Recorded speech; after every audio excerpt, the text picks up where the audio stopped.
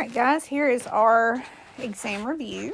Thought I'd do a video because don't know if I'll have time to finish it completely in class. So here we go. Number one, chapter one, we were talking about functions and just all of the different things that went with the function. So transformations obviously happen. So that was one of the very first things that we went over. So basically all you're telling me is what does this plus 5 and what does this minus 9 do? Because I can see that my parent function is just a basic quadratic. Nothing's going on fun there. Remember, if it's in grouping symbols, right, absolute values under a root, whatever, in this case in parentheses, like actually in the grouping symbols, this is going to be our horizontal translation. And then outside of the grouping symbols is going to be a vertical translation. The horizontal translation is the opposite of what we think it should be, right? So this one is translated 5 to the left because it is plus 5. Plus is left, minus is right. Now the vertical translation is what we think it should be. Plus is up, minus is down. So this one is also translated down 9. So that's what I need to see on this one. This one's not dilated. There's not a number in the front. There's not a negative in the front, so it's not reflected. This one's just a basic, make sure we understand the translations. That's number one. Number two, arithmetic sequences. I talked about those too. Those are linear functions, basically. So you're just trying to decide, am I adding the same thing every time? Are we on this one? Doesn't look like it, right? Because like I would have to add 7 here to get 21, and 21 plus 7 is definitely not 42. I really don't know what so this one's a no. If you had been adding the same thing every time, yes, it would be arithmetic, and the common difference is what it is you are actually adding or subtracting. It can go down as well. So make sure and pay attention to that one. But this one specifically is a no. Again, because you are not adding the same thing every time. I'd highlight that answer as well where I'm standing here. Number 3, we talked about summation notation early on. Sorry, I'm going to look through this. Basically, this is an arithmetic sequence, and we're adding the first 4 terms. That's what the big E means, is to add up. That's the capital Greek letter sigma. So I'm starting at the first term, I'm stopping at the 4th term. Now, what that means is, like, if I put a 1 in here, let me do this over to the side-ish, kind of. So, like, if I do 1 plus 4, I know that's 5. So, that's my first term. The second term is 2 plus 4. Right, I'm just plugging in for the n there. So, that's 6. The third term would be 3 plus 4. So, I mean, you can see there's a pattern. 7. And then 4 plus 4, of course, is 8. So I'm going to add those up. That's what the big E means. The series is you find the sum. So in order to actually do this problem, I'm just going to add 5 plus 6 plus 7 plus 8. What is that? 11 plus 7. Y'all, I'm done. That's going to be what? 26? 26. So 26 is the answer to number 3. I found the first 4 terms because that's what it told me to. And then I added them up. Pretty simple. Number 4 is either substitution or elimination. Seriously, whatever floats your boat. I'm going to scroll down and do number 4 like down here so I have plenty of space to show my work. Let me copy that here. Let's see what we got. 5y equals 4x plus 6. And then the other one was 4x plus 5y equals 14. Now, you're more than welcome, like I said, to do substitution or elimination. I'm personally going to choose to do elimination because if I tried to do substitution, we'd end up with every kind of fraction on this one. So what I'm going to do is I'm going to take this 4x right here and I'm going to move it to this side. So that way they're both in standard form. So that means I'm going to be subtracting 4x from both sides to move that over. So that first equation is going to change into negative 4x plus 5y equals 6. I just moved the 4x over. Now the other equation, I'm not touching. I'm going to leave it 4x plus 5y equals 14. And I'm so glad I chose that because look, my coefficients of my x's are already opposites. My bad, y'all. I'm trying not to die here. Negative 4 plus 4 is 0, right? Those eliminate. That leaves me with 10y, 5 plus 5, and 6 plus 14 is 20. So this ends up being a pretty easy problem. I'm going to divide both sides by 10, and I get y is 2. Now, when you're solving a system, remember you're actually just looking for points of intersection. So I do also have to have an x value in this one. You're more than welcome to plug it into whichever equation you like. I'm going to choose personally this second equation down here. It doesn't matter which one. As long as you do your mathematics correct, you will get the same answer I get. So I'm, again, choosing the bottom equation. Y is 2, so 5 times 2, that's where that came from. So I get 4x plus 10 is 14. And then we're just a two-step equation. So subtracting 10. So that gives me 4x equals 4. And then dividing by, well, my pen's going to work. Divide by 4. X is 1. So the solution to this one is the point 1 and 2. If I were to graph these two lines, that would be the point of intersection. That's number 4. And again, I personally chose elimination because substitution would have given me all of the fractions.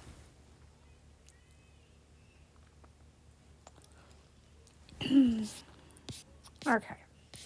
Number 5, you have to, so this is an augmented matrix. Now, if you remember when we did it in class, like this was actually a solid line, so don't let that freak you out. But basically, you're just writing what the system, you don't have to solve it. We usually, whenever in class, we used it as a 3x3. But since I wanted to stay away from having to grab the Chromebooks, mostly I just want to make sure you remember what an augmented matrix was. It is quite literally the easiest problem on the test, I think. Remember your first column, those are your x's. Your second column's your y's and equals. And of course, these are going to be your constants. So my answer to number 5 is the first equation would be negative 2x minus 3y equals 2. The second equation would be negative x, or you can put the 1 there, that's fine, plus 3y, because it's a positive 3, equals 1. And that is all I'm asking you to do on number 5, is writing the augmented matrix as a system. Number 6, finding the vertex and the axis of symmetry. I lied, this might be the easiest one. This is pretty close too. So vertex form, in case you don't remember, vertex form of a quadratic is a times x minus h squared plus k. Right, that's vertex form. That is what this is in. This is amazing. They're asking me to find the vertex and the axis of symmetry. The vertex comes from h and k. Now be careful because in the formula we know that's a minus sign. So like whatever we pull out has to be the opposite sign. So I can see here that this is a plus 2. So my h is actually a negative 2. Right, a negative negative makes a positive. That's why it's plus 2. So the vertex on this one is the point positive 2. But then my k is whatever it is. So in this case, it's a negative 4, so minus 4. All right, so that's the vertex. Your axis of symmetry is always whatever your x value is. In this case, 2, right? That's going to be the axis of symmetry has to go through the vertex, so that's what it has to be. So nothing to work out on that one either. Just recognizing what numbers are what. That's number 6. Number 7, however, I do have to actually do a little bit of math. Okay, hooey vey. So this is A, this is B, and this is C, right? This is standard form. So I can't just glance at it, unfortunately. In order to find the axis of symmetry, the formula that you need is, well, I don't mean to write equal sign, is x equals negative B over 2A. That's the axis of symmetry formula. So for this one, the axis of symmetry would be negative 24 over 2 times 2. So that's going to be negative 6. So my axis of symmetry, let me write it in a different color, is x equals negative 6, because negative 24 divided by 4 is negative 6. So there's that part of the solution. I also have to find the vertex. So the reason I found the axis of symmetry first is simply because it's easiest, and I need it to find my vertex. Because just like in number 6, we know that negative 6 is the x coordinate. So in order to solve this one, I do need to take that negative 6 and basically just plug it in for x right here. So in my calculating device or in my head or however you're doing it, I'm going to do 2 times, make sure and use parentheses, negative 6 squared plus 24 times negative 6 and then minus 16. So I'm just going to substitute those in. That's going to give me my y value. So cool thing I want to share real quick. I found on one, this is a free version of our calculators, our yellow calculators or blue calculators, whatever color we happen to use in class. It's pretty great. It is free. It'd go to ti84.calc.com or ti84calc.com, only one dot there. And then in the top, you can see that you have to click on 30xs calculator. And it's just really nice because you do have to click out of a couple ads, but they usually stay going for a minute. But it's free if you don't happen to have one of our calculators at home. And we all know that our phone calculator is awful. Unless you happen to download like the Desmos calculator or Numworks or something. Anyway, I need to do this problem. Here we go. What was it? Negative 6. So I'm typing in 2 times negative 6. I made sure and use parentheses, squared. Plus 24 times negative 6. And then minus 16. So I get negative 88. Negative 88. Well, that would be awful to graph. Well, that sounds about right. So negative 88 is what I get there. Y equals negative 88. So that means my vertex for this one is the point negative 6 and negative 88. Make sure you're doing both parts of that one. Find the axis of symmetry and the vertex for number 7. Okay, so number 8, we're writing the vertex form. So basically, I want number 8 to look like number 6. That's what I'm trying to do. I'm trying to write it in that nice form to make it better. So I'm going to do this one down here, actually. I'm going to do the next few down here, next couple at least, because I got a little bit more work. I'm almost trying to root them on number 7 there. So y equals x to the second plus 8x minus 6. Now, if you recall, what we do here basically is we complete the square. I hate complete the square whenever it comes time for solving, but it does come in handy to write things in vertex form. Again, what I want is I want a perfect square trinomial so I can factor and get a square. So what I'm going to do is I'm going to isolate these two terms and basically kind of just bump over that minus 6.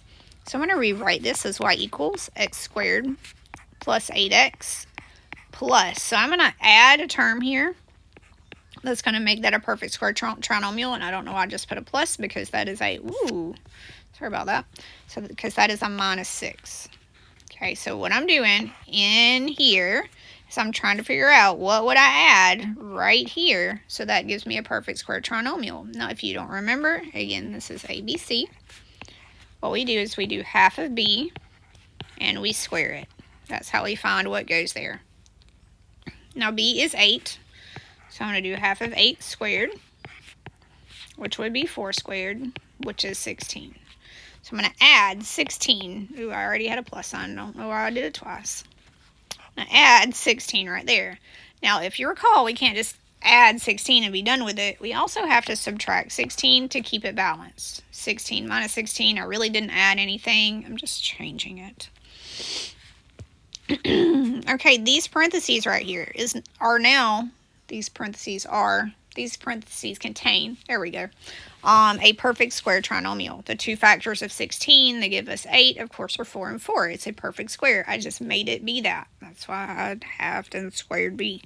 So that's going to give me x plus 4 times x plus 4. But since, of course, we want to write it in pretty nice vertex form, here we go, the answer to number 8. Y equals x plus 4 squared. And then negative 6 minus 16 would be negative 22. So that is the answer to number 8. It is now in vertex form, and I can glance at it, and I can tell you the vertex and the axis of symmetry and all that other fun stuff. So that is number 8.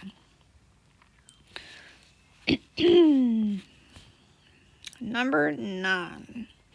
Number 9, we are solving this equation. I'm just going to go ahead and tell you on number 9, you will need the quadratic formula. This is not factorable. Now that's plus x. Then minus 4. There we go. Equals 0. I on purpose gave you one that you had to use the quadratic formula on. Again, this is A, B, and C. If you do not know the quadratic formula, that note card is a perfect place to write it. Negative b plus and minus the square root of b squared minus 4ac all over 2a. That is what x is equal to. So for this one in particular, negative b is 1. All right, we know really there's a 1 right there. Plus and minus the square root of 1 squared minus 4 times 2 times negative 4 all over 2 times 2. I just plugged in ABC and then just have to make it look pretty. All right, remember, if you are choosing to use a calculator, for Pete's sake, be careful. Only put this into your calculator. Please do not use the square root button. If it's a negative number, it's going to say, I can't do that, right? Your calculator cannot do negative square roots because it's an imaginary number.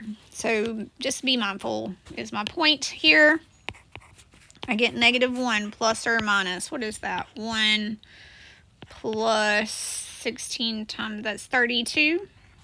That's 1 plus because a negative is a positive.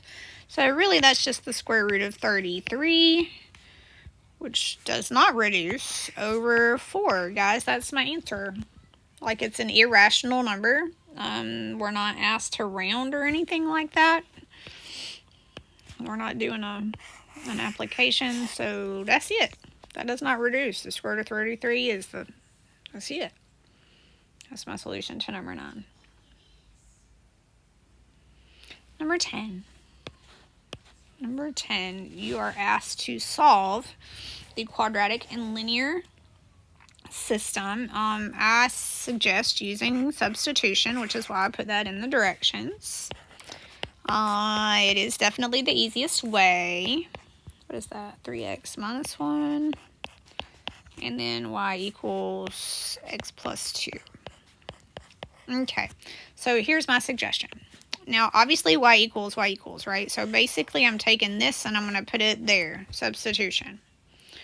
Or vice versa. It doesn't matter. I mean, they're equal to each other. And I guess I'm just going to, it doesn't really matter. I'm going to put, they're equal. X squared plus 3x minus 1 equals x plus 2. Right, they're equal. So basically, I'm just solving a quadratic. Do not know if this one's factorable, y'all. Give me a second. I do have to subtract x from both sides. I want to move that over. And the same thing with the 2. I'm going to subtract 2 from both sides. Basically, I'm just trying to make it equal 0 because then I know I can solve it. X squared plus 2x minus 3 equals 0. Hey, it's factorable, y'all. Because the two factors of 3 that give me 2 are 1 and 3. So that turns out really nice. Again, this factors into x and x. I know I'm going to use a 3 and a 1 because those are the only factors of 3. And I need a positive 2. So I need a positive 3 minus 1. 3 minus 1 is 2. 3 times negative 1 is negative 3. That's perfect. It works out. Now my solutions. Here's my solutions, right? Of course, we've got to separate them. X plus 3 is 0, and x minus 1 is 0. I'm going to have 2, like apparently that line goes through this parabola 2 times. So my x value for this one is negative 3, and my x value for this one is positive 1. And then in order to find the y value, I'm just going to use like the linear part because I can add, right? You're just going to add 2. So to find y for this one, I would just do negative 3 plus 2, which is negative 1. So my first point is just going to be negative 3, negative 1. That's one of the intersection points. And the same thing with the other one, like I'm just going to add 2. So y equals 1 plus 2, which is 3. So this one intersects at positive 1 and positive 3. So there you go. There's your solutions to number 16. It's substitution with a twist. It's number 10. I only put 20 questions on this because, geez, guys, Algebra 2 takes a minute sometimes. I honestly think the longest one is probably number 13. We'll get to that one in this. Wait, 16. How did I get 16? That's a 10. Why did I write 16? Where did 16 come from? I can count. Just not well, apparently. Did I put 9 for the previous one? Of course I did. 16. Where the heck did I get that from? Jesus, Mary and Joseph. Okay. Let's go back up here. Simplify the sum and the difference. Guys, this is combining like terms. I feel like we've already done these problems we probably had. Look at number 11. I have a 2u to the third and a 2u to the third. I'm going to add those together. 2 plus 2, that's going to be 4u to the third. All right, I can see that this is the only u squared in the entire problem. I don't have anything to add it to, so it's just going to stay plus 6u to the second. Same thing kind of goes on right here with my u. That's the only u in the entire problem. So I'm just going to leave that as minus 7u, right, if the minus travels with it. And then, of course, I do have some constants here. I have 3 and 6. They're both positive. I'm going to add them together. Last time I checked, 3 plus 6 was 9. That's it. That's your whole solution. That was an easy one. That's number 11. Number 12 is the same thing. Just be careful with your signs. How many times have I said that this year? So here I see I have a w squared and a w squared. Obviously, I'm subtracting them because that's what this fun little sign in the middle means, right? That's a subtraction sign. 4 minus 8 is negative 4, w to the second. Make sure you're subtracting. I have, and be careful on this one. This is a negative 7 minus 2. Negative 7 minus 2 is negative 9, w. And then, of course, I have negative 6 minus negative 3, like me, so it just got harder every time we went. Negative 6 minus negative 3. Listen, if you got to write it down, write it down. Negative 6 minus negative 3. That's really negative 6 plus 3. So, again, be careful on those. That would be a negative 3. So, it's the same concept as 12. We're obviously just being a lot more mindful of our negative signs on those. That's 11 and 12. 13. Okay, let's talk about 13. I'm going to come down here because I'm going to need all of the room for 13. This is not difficult. This is, listen, you can use the binomial theorem, so please notice I just put expand the binomial. I did not put use the Pascal's triangle or the binomial theorem. Personally, I'm going to use Pascal's triangle. If you don't have it, here we go. 1, 1, 1, 1, 2, 1, 1, 3, 3, 1. We had a very nice one that hopefully you still have access to. Pardon me. I'm stopping with this row. There's no reason for me to go further because I can see in my problem that my exponent is a third power. X plus 2y to the second. Oh, that's going to be fun. To the third power. So since it was to the third power, that's why I stopped at that one, because that is what I'm going to need. Okay, so here we go. So I have a 1, a 3, a 3, and a 1. I literally like to expand mine. So remember what you're going to do. I know you guys think I'm hilarious. So take your first term. Start at the first term with your highest exponent, right? So that's going to be x to the third, x to the second, x, and then my last term is not going to have an x, right? It's the same thing as x to the 0 power. Doing the same thing with that 2y to the second, but backwards, and going to have to be careful on this one. So I have a 2y to the second to the third, a 2y to the second squared, a 2y to the second, and then my first term doesn't have one. I'm adding, and nothing's negative, so I know there will be plus signs in between all of these. Let's make it look pretty, shall we? All right, so obviously the first thing is just going to be x to the third. That's super nice. Here we go. Here's the second one. So I need to do 3 times 2. 3 times 2 is 6, so plus 6. X to the second, y to the second. That's the second one. And then we have fun right here. So we still have the 3, but this is 2 to the second power. So this is really a 4. So 3 times 4 is 12. X and a y to the second to the second. That's the power to a power rule that we learned. That's going to be y to the 4th power. And then the last one, plus. Now, obviously the 1 in the front is just the 1, but I do have a 2 to the 3rd power. A 2 to the 3rd power is 8. And then just like the last one, I have a y squared to the 3rd power. I multiply those exponents together. That's going to be y to the 6th power. So that is the expanded version of number 13. That one wasn't so bad. I thought that was going to be a long one. Number 14, you have to divide. You can use long division or synthetic division. My wager is that you're going to choose synthetic division. So I'm going to do number 14 with synthetic division. If you would like to see it long division, let me know. I will happily show it to you. Now listen, we are dividing by x plus 4. Remember, what you got to do is set that equal to 0 and solve it. So I really need to use a negative 4. That negative 4 is going to go on the outside of my box. Okay, now I'm going to look at my polynomial and pull those coefficients.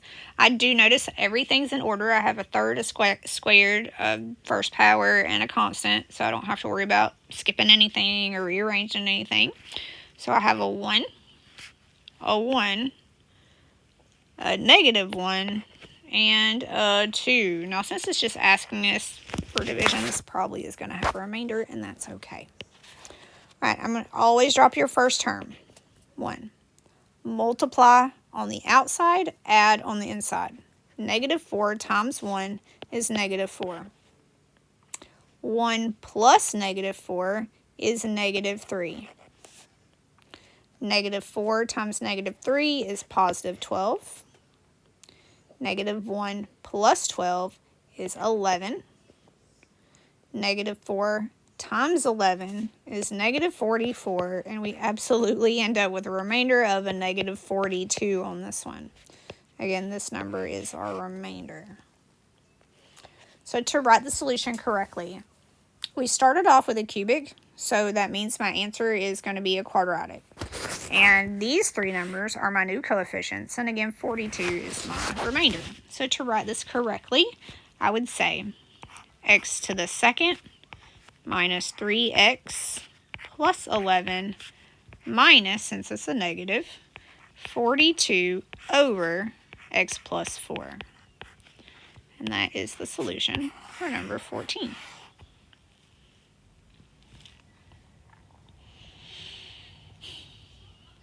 Okay, number 15. 15 is so easy. Number 15, the zeros of the solution. That means, where does x equal 0? Notice how I have 1, oops, still on a highlighter. I have 1, 2, 3 things being multiplied, which means I have 3 answers.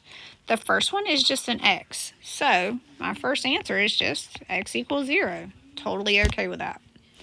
My second one, if I do x minus 2 equals 0, that's going to give me a positive 2. So my second answer is positive 2.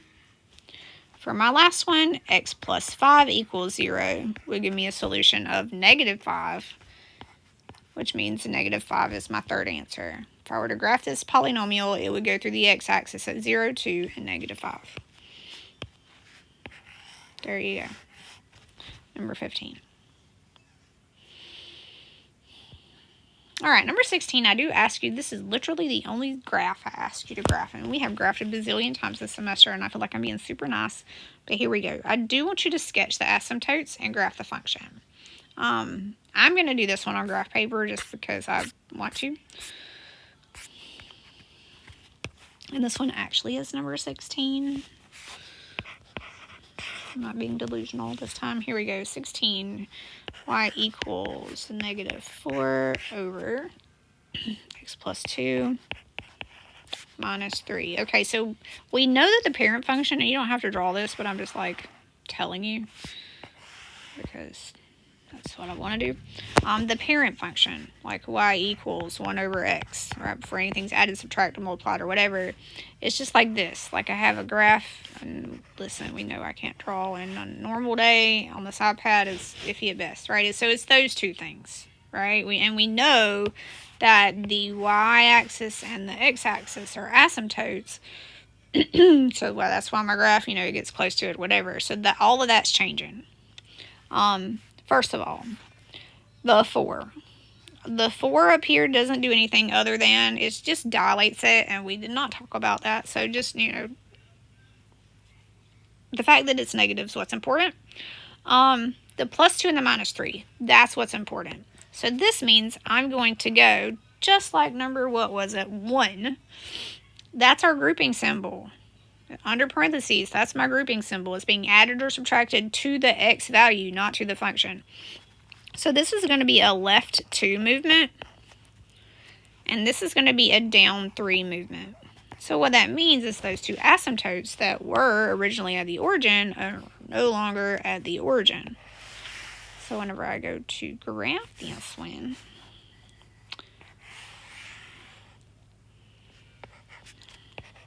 I'm going to make my actual graph look a little bit nicer than that sketch I did a second ago. Now, it does say sketch, so, I mean, it is what it is. Okay, so, like, my left 2. So, normally, it's at 0, but now it's here, right? That's where my new asymptote is. It went left 2.